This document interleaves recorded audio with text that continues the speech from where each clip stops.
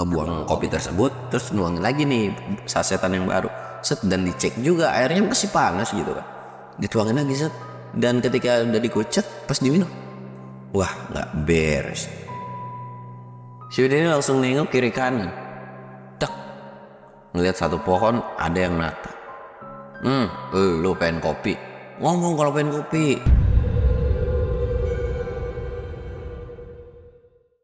Assalamualaikum warahmatullahi wabarakatuh. Balik lagi di channel Samsul Mister Horror.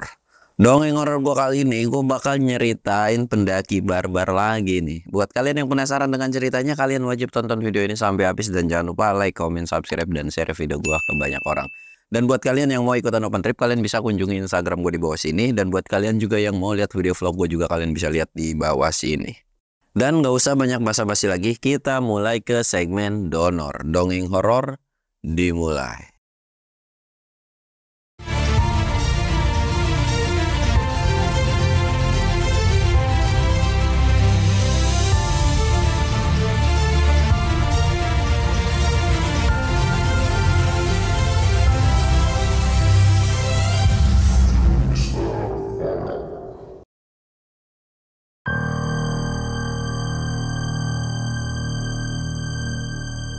Oke cuy, sebelum masuk ke ceritanya, kita ritual dulu kayak biasa ya. Kita sebat but. Ini tuh sariawan gue tuh belum kelar-kelar coy.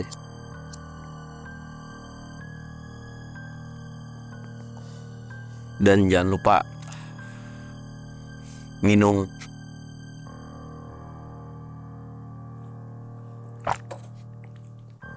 Sariawan gue tuh lagi gak enak, makanya ngomong tuh kayak agak belibet, sakit soalnya coy. Dan sekarang lagi nggak ada trending topik, dan gue juga bosan lah ngingetin kalian ya tentang pendaki-pendaki yang hilang. Maksudnya ngasih edukasi ya, nantilah the nextnya aja ya gitu. Dan kita akan lanjut ke ceritanya. Kita sebut aja namanya itu si Udin. Si Udin ini seorang pekerja, dia tuh sering kerja, cuman dia nggak pernah yang namanya dapat jatah libur di hari weekend. Ya Sabtu Minggu itu nggak pernah lah, karena kerjanya itu random kan. Jadi dia kalau dapat libur tuh ya di hari-hari biasa. Nah pada saat itu, ketika liburnya itu, dia memutuskan untuk pengen naik gunung. Ya memang orang tuanya pun udah tahu bahwa si Udin ini suka naik gunung gitu kan. Mak, gue besok libur mau naik gunung ya. Oh ya udah, hati-hati aja, dia bilang gitu kan. Tapi emaknya dia bilang, lu mau naik gunung mana emang? Nah paling ke Salak mak, dia bilang, yang deket aja. Oh ya udah no, sekalian mampir. Gue dengar katanya apa, mantan guru lo lagi sakit gitu kan. Maksudnya guru lo tuh sakit gitu, guru ngajinya dia gitu kan. Oh iya tah, iya sekalian tengokin aja sono sebelum balik gitu kan. Oh ya udah deh, dia bilang. Singkat cerita, ya ke hari esokannya si Udin ini prepare, dan karena memang udah diizinin sama orang tuanya kan langsung pergi lah. Tapi dia mampir dulu ke bekas pesantrennya dia cuy. Pergi ke pesantrennya, terus silaturahmi gitu kan. Ternyata si gurunya ini udah mulai membaik lah gitu kan. Dan sempat diamanatin sama si gurunya, lu kalau mau naik Salak hati-hati, jangan aneh-aneh, jangan macam-macam gitu kan, selalu ingat sholat dan sebagainya gitu kan. Ya siap gitu kan. Ya nurut-nurut aja si Udin tuh. Udin ini bisa dibilang salah satu alumni pesantren tersebut yang orangnya agak bebel, agak ngeselin, agak bandel. Bandelnya dalam artian susah banget dibilanginnya gitu kan. Makanya kalau si gurunya ini suka ngingetin jangan pernah melakukan sesuatu hal yang aneh gitu di gunung itu. Karena anehnya dia tuh bukan aneh yang ngapa-ngapain ya, cuman selalu petakilan lah intinya si Udin ini kan. Ya si Udin sih cuman manggut-manggut aja gitu, nyerangah-nyerengeh. Nah ada satu amanat yang dimana kalau lu ketemu dengan satu sosok, udah dibilangin nih, udah diamanatin, dikasih kriterianya, maksudnya bentuknya kayak gimana, lu hindarin. Pokoknya lu hindarin.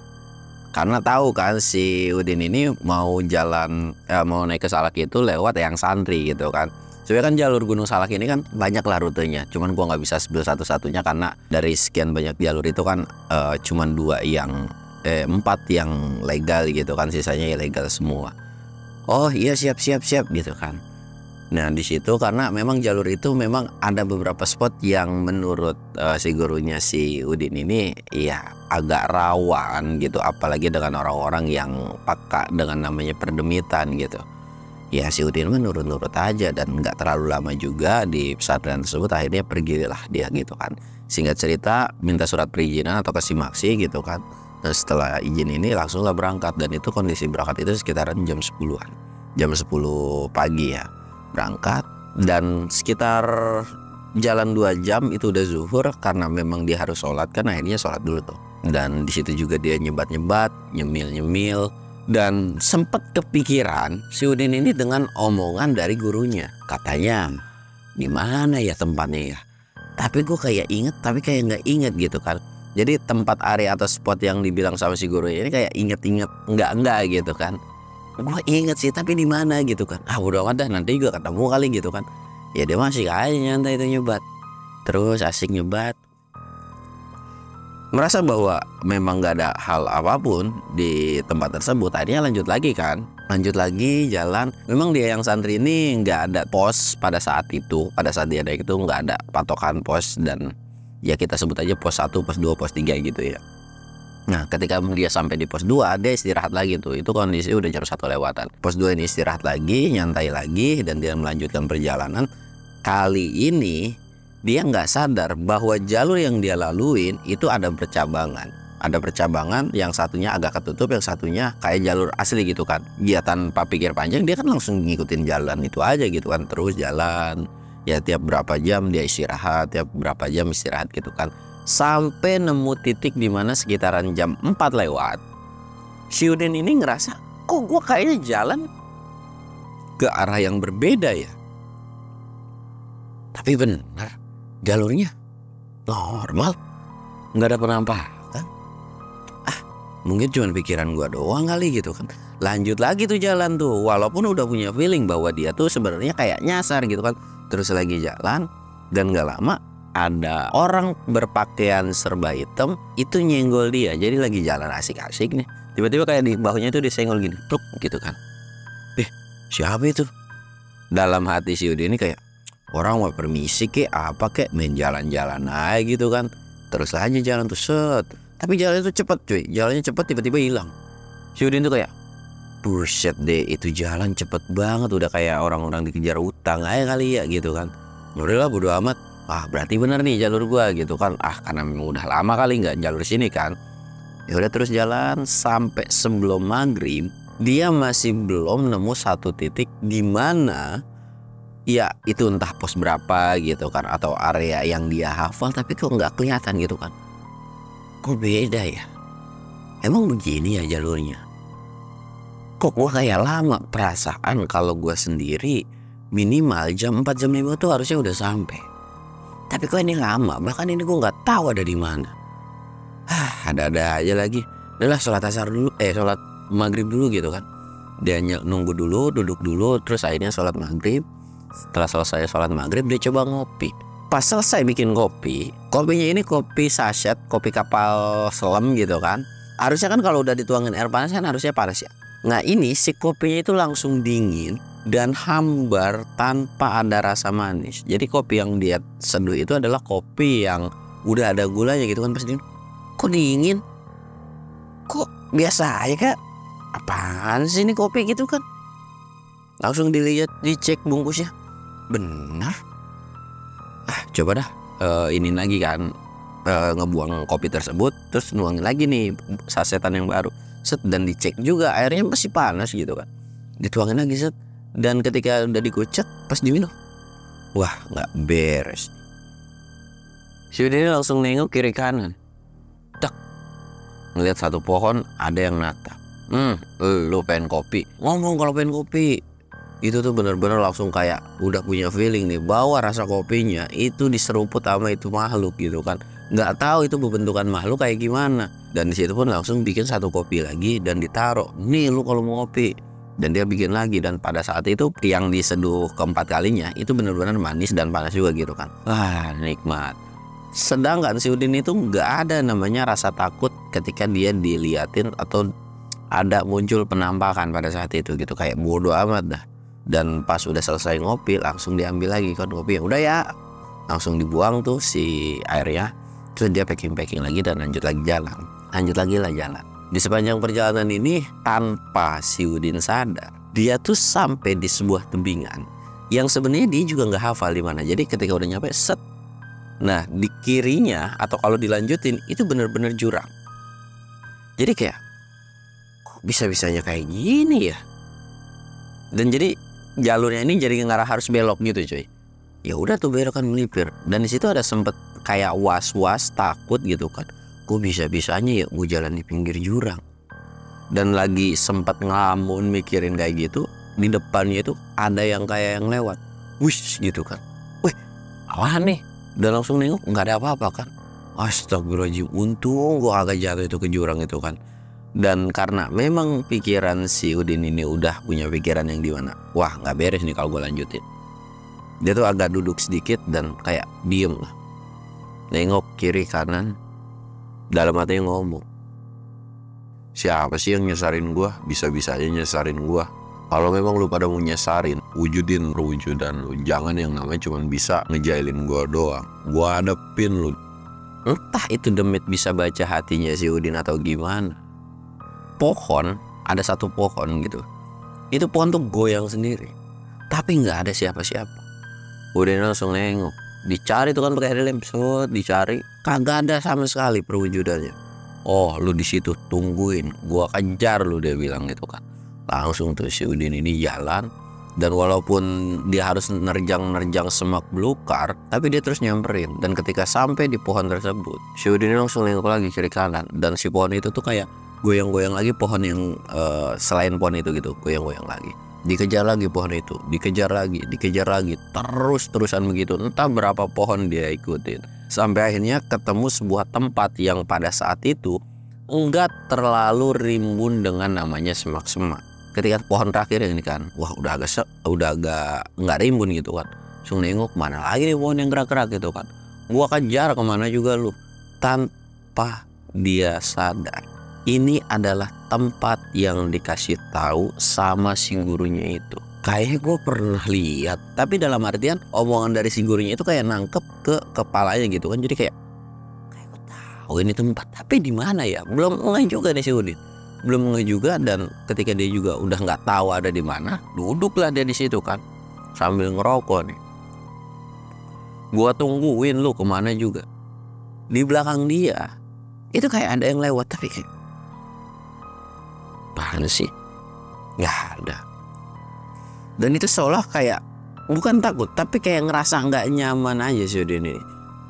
Wah kesal kan, yang awalnya cuma mengumpatnya tuh dalam hati, langsung kayak teriak-teriak si Udin. Woi di mana lu? Keluar, jangan cuma nakut-nakutin doang. Muncul, sini hadapin gua. Suasana di area tersebut itu hening, tanpa ada suara binatang atau suara gesekan dari angin dari pohon ke pohon atau daun gitu. Bener-bener hening, senyap banget. Udin ini cuma bisa merhatiin. Dan tengkuknya, walaupun dia pemberani, tengkuknya sempat merinding cuy. Wah nggak beres nih. Ternyata bener di tempat ini bukan setan sembarang setan gitu kan. Diperhatiin aja sama si Udin ini. Dan ketika lagi fokus merhatiin sekelilingnya, ada dua bola mata merah yang natap ke si Udin. Tanpa dia tahu itu perwujudan atau sosoknya kayak gimana. Ditatap terus, diperhatiin. Dan makin lama si Udin ini tipikal orang yang diperhatiin tuh ambil jalan gitu kan, cek ambil jalan. Ternyata di depannya itu adalah kayak lobang kali ya, lobang, jatuh kan ke bawah. Astagfirullahaladzim. Dan ketika ngeliat ke atas, ada kepala besar cuy. Pokoknya kepalanya itu gede banget dan kayak natap. Bahkan bola matanya itu bener-bener gede. Astagfirullahaladzim, siapa lu? Dan yang lagi natap si Udin ini langsung tiba-tiba pergi gitu aja. Dan Udin kan langsung buru-buru naik ke atas dong. Dan dia nyari. Wah kagak ada nih, gak beres. Dan lambat laun, lingkungan di situ itu bener-bener dingin banget. Dan Udin ini mutusin ya udahlah gue ngecamp di sini aja karena tempatnya lumayan cukup enak pada saat itu. Akhirnya dia ngedirin tenda dan dia ngecamp. Nah di sepanjang ngecamp ini, Udin ini kan masak-masak. Terus sambil dari masak-masaknya ini dia tuh sambil kayak sholawatan gitu cuy, sambil sholawatan. Dan ketika sholawatan itu lingkungan hutan di situ tuh kayak langsung ngamuk, kayak seolah nggak senang kalau si Udin ini sholawatan gitu kan. Tapi Udin ini bukan melanin atau bukan nyelesain sholawatannya, makin lama dikencangin tuh sholawatannya gitu kan. Yang dimana tempat area sekitar atau di area campnya si Udin ini itu tuh bener-bener kayak ada puting beliung, kenceng banget. Tapi cuman di luaran atau di circle-annya kayak di sebelah-sebelah tendanya doang, nggak nerjang dari si tendanya si Udin ini. Dan karena Udin ngerasa bahwa di sebelahnya ini udah mulai ada puting beliung gitu kan, anginnya kenceng, akhirnya dia berhenti dan nengok, dan anginnya pun itu berhenti gitu kan. Udin ini lirik kanan, lirik kiri, sholawatan lagi tuh kayak disengajain. Sholawatan lagi, anginnya mulai kenceng. Tapi kali ini yang awalnya nggak kena tenda, tapi kali ini bener-bener kayak tendanya tuh angin nabrak ke tenda itu kencang banget cuy, push gitu kan. Bahkan nesting itu sampai terbang gitu, maksudnya kayak kebalik gara-gara angin tersebut. Bahkan tendanya juga sampai roboh, sampai melihat-melihat. Udin ini cuma bisa megangin tendanya doang. Dalam hatinya sambil lihat kiri kanan, gue tahu ini bukan angin sembarang angin nih, gue cari lu kemana ya kan. Dan di situ pun ada sosok mata merah lagi yang natap. Tapi kali ini karena si Udin ini udah kesel kan, Udin ini langsung lari dong, langsung lari ngejar itu bola mata, langsung lari sekencang-kencangnya, dan dia langsung ngambil batang pohon, dibacain doa dan dilempar, set. Dan batang pohonnya ini seolah kayak kena dari bagian matanya si demit ini cuy. Dan demit ini bener-bener teriak, ngegema banget sekali doang. Dan itu suara hewan itu langsung keluar semua ketika si sosok ini tuh teriak gitu kan. Wow gitu kan. Udin tuh kayak dalam hati, mampus kan lu, lagian sosokan sih. Di situ angin yang awalnya kencang itu langsung hilang. Tapi tendanya si Udin ini roboh gitu kan gara-gara angin tersebut. Di situ pun si Udin ini baliklah gara-gara si makhluk itu udah pergi nih. Balik dan ngebenerin tenda lagi. Duduklah di depan tenda. Ya udah kalau gua nggak boleh masak, gua tungguin lu di sini. Dan ketika lagi nungguin, perlahan ada langkah kaki, suara langkah kaki jalan di depannya. Tek tek. Dan suara langkah kaki ini diperhatiin terus. Makin lama ketika disenterin, ternyata wujudnya itu badannya kayak manusia. Dan itu adalah sama kayak yang sebelumnya ditabrak. Tapi cuy, mukanya itu bener-bener rata, nggak ada hidung, nggak ada mata, bener-bener pure rata aja. Udin tuh kayak ngerasa bingung kan, perasaan di tempat ini perwujudannya nggak kayak gitu.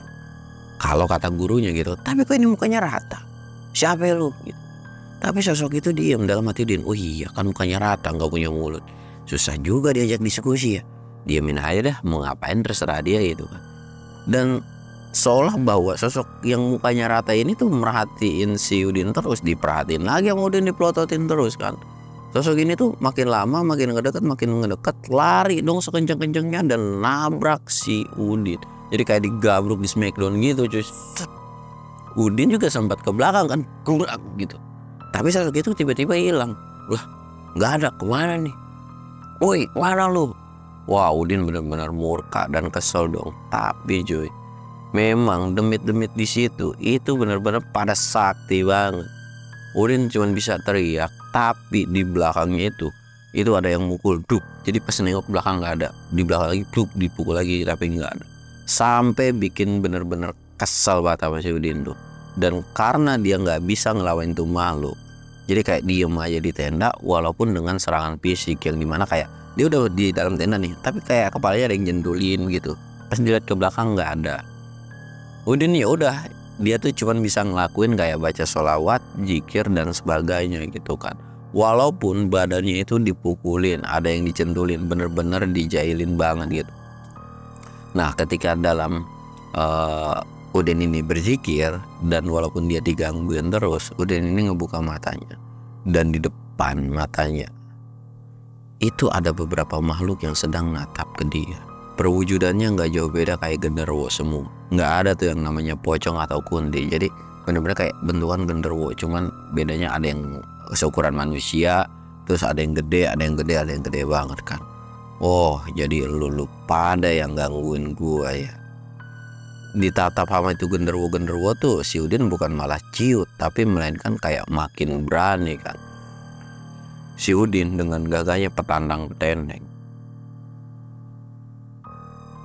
Oke kalau lu maunya kayak begitu. Dia langsung ngeluarin tasbih dong, dibacain doa, dan tasbih itu langsung dipukulin ke tanah. Dan seketika area di situ kayak ada gempa, tapi nggak terlalu gede, kayak ngegetar aja gitu kan. Dan sosok genderuwo itu makin kesel dong, dan mereka berubah bentuk menjadi kayak banaspati, bola-bola api gitu cuy. Tes gitu kan, berubah semua. Si Udin juga nggak bisa ngeremehin nih, dia tuh mau coba ngelawan kan, tapi ternyata ilmunya Udin belum sampai cuy. Yang dimana Udin ini diserang terus-terusan sama si banaspati tersebut. Terus saja pokoknya kayak bola apinya ini tuh terusan datang, jadi kayak mukul des gitu kan. Bahkan si Udin ini sampai teriak kesakitan. Dan karena dari kejadian itu, Udin ini bener-bener ninggalin tendanya dan pontang-panting ninggalin lokasi tersebut. Dia tuh lari sekencang-kencangnya, terus lari sekencang-kencangnya, bahkan dia udah jatuh beberapa kali, udah nyusruk beberapa kali, tapi terus-terusan aja dia lari. Dan ketika dia udah ngerasa capek, dia istirahat kan. Tapi tetap aja itu banaspati terus ngikutin terus. Bahkan bukan cuma satu kan, jumlahnya itu banyak, nggak tahu ada berapa. Karena pada saat itu Udin pun nggak ngitungin ada berapa gitu kan. Nah si banaspati ini ketika istirahat pun terus datang lagi ngehantemin badan-badannya si Udin ini, dek gitu kan. Terus lari lagi sampai akhirnya ketemu sebuah batu besar. Nah di batu ini itu dia bisa ngumpet gitu kan. Kirain bakalan aman, karena ketika dia istirahat di batu tersebut sekitaran 5-10 menitan, dia tuh ngerasa bahwa wow, nggak ada yang gangguin lagi gitu kan. Tapi ternyata cuy, ketika dia coba mau nengok kiri kanan dan nengok ke atas, di atas batu itu bener-bener penuh sama sosok genderuwo di atasnya tuh. Dan bahkan sosok genderuwo itu ada yang lagi loncat ngarah ke kepalanya si Udin ini. Untung refleks dari si Udin ini sigap, dia tuh langsung kayak ngebuang kepalanya, dan itu sempat kejedot sama batu kan, dan langsung kayak jatuh. Wah geblek, untung gak kena. Kalau kena pala gue langsung pites nih. Wah nggak aman nih, gue buru-buru cabut dari tempat ini. Terus-terusan lari pontang-panting, gak tahu pokoknya itu dia lari kemana, sampai akhirnya dia ketemu sebuah sungayan. Pada saat itu Udin pun nggak dengan sungayan tersebut juga gitu, karena dia nggak tahu juga kan. Wah anjir, kok tiba-tiba ada sungayan ya. Pergilah ngelewatin sungayan tersebut dan sempat nengok ke belakang. Tapi si genderuwo itu tuh langsung nggak ngejar si Udin ini. Jadi seolah kayak si sungayan ini adalah sebuah pembatas yang dimana mereka juga nggak bisa lewat gitu kan. Entah ada apa gitu. Di situ pun si Udin sempat kecapean dan ngeres kan. Dia merhatiin, ngapa itu sosok agak berani kesini ya. Tapi ya sudahlah, kayaknya mereka emang beneran nggak berani deh. Dan sempat minum air di situ kan. Dan Udin pun mutusin, wah bodo amat dah, pokoknya gua turun, gua buru-buru ke pesantren minta tolong aja buat obatin luka-luka lebam gua gitu kan. Dan di situ pun dia cuman sempat ngegletak dan ngerebah tuh. Dan ketika ngerebah itu saking kecapeannya, dia tuh sampai pules dan tidur. Dan singkatnya dia itu kebangun sekitaran jam 7 pagi. Wah, kok tiba-tiba kebangun ya? Dan ketika bangun dia sadar kalau dia tuh belum sholat subuh gitu kan. Sampai akhirnya dia sholat subuh dulu.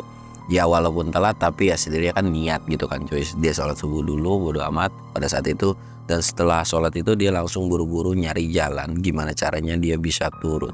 Dan ternyata alhamdulillahnya dia ketemu jalur yang sebenarnya jalurnya ini tuh nggak jauh dari jalur aslinya. Tapi karena berhubung harus muter gitu ngelewatin tebingan, jadi itu harus lumayan cukup jauh gitu kan. Kok gue udah sampai sini, ini gue hafal nih tempatnya. Dan buru-buru lari dan sampailah dia di pintu rimba. Jadi dia nggak langsung motong ke pintu rimba ini, jadi dia motong ke jalur yang bisa dikatakan bukan jalur semestinya gitu kan. Karena dia sadar pakaian dia tuh cumpang-camping, terus banyak luka lebam juga, dan takutnya ditanya-tanya juga barang-barang dia juga ada di atas gitu kan. Sampai akhirnya dia nyari jalan gimana caranya supaya nggak lewat situ gitu, dan bisa motong ke arah pesantrenannya ini. Dan karena memang dia udah lumayan cukup tahu di bawah kaki gunung ini, sampai akhirnya dia bisa motong dan sampailah di pesantrenan. Dan ketika sampai di pesantrenannya, gurunya cuman geleng-geleng kepala dan sambil ngejewer kupingnya, udah lu sini, ikut gua. Dan itu langsung dibuka bajunya, disuruh mandi, walaupun ada luka yang kayak perih gitu, kayak baret-baret. Udah pokoknya gua nggak mau tahu, lu mandi set. Dan setelah selesai mandi, ini si Udin itu langsung diruqyah sama gurunya. Dan ketika diruqyah pun itu si Udin bener-bener kayak badannya tuh sakit banget, bahkan ada area-area yang kepanasan. Dan pada saat itu pun gurunya tuh cuma bilang, makanya udah gue bilang lu jangan suka takabur. Biarpun ya setan itu takut dengan ayat-ayat Quran, tapi bukan berarti mereka juga nggak bisa ngelawan lu. Itu tergantung dari keimanan lu juga, kata si gurunya itu. Ya si Udin cuma diem manggut aja. Dia merasa kalau bahwa dirinya tuh mengakui salah gitu kan. Nah ketika selesai diruqyah ini, si Udin ini disuruh, yaudah lu pulang daripada malu. Udah nanti masalah perlengkapan lu biar gue nyuruh orang lain buat ngambil, gue tahu kok di mana. Jadi pun yaudah makasih gitu kan. Udah lu pulang, jangan bikin khawatir malu. Dan singkat ceritanya, setelah diobatin di pesantren gitu kan, si Udin ini pulang. Dan ketika pulang pun itu abis-abisan diomelin sama emaknya, gara-gara si Udin ini ya melakukan sesuatu hal yang memang emaknya ini udah tahu, dapat laporan dari gurunya. Tapi ya bukan Udin namanya, kalau misalkan diceramahin itu dia tuh bakalan nurut gitu kan. Tapi ya udahlah, cuman didengerin, besok juga udah hilang lagi, nggak apa-apa. Yang penting dia udah sampai rumah dengan selamat gitu kan. Nah jadi ketika pulang ke rumah itu dikasih kayak, nih nanti lu pulang baca ini ya, supaya biar luka-luka lu aman, sembuh dan sebagainya. Jadi kayak ya ayat-ayat buat diruqyah mandiri gitu kan. Dan itu dijalani selama 1 minggu. Dan alhamdulillah luka-luka lebamnya sebenarnya kayak agak kurang wajar, dimana ketika selalu diruqyah mandiri gitu cuy, luka lebamnya itu ya hilang dengan sendirinya. Bukan luka lebam yang kayak habis ditonjok terus bekas hitam gitu kan, enggak kayak gitu, tapi intinya beda aja. Dan setelah diruqyah itu juga sekitaran 1 minggu, alhamdulillah tuh udah sembuh dan badannya juga udah enakan.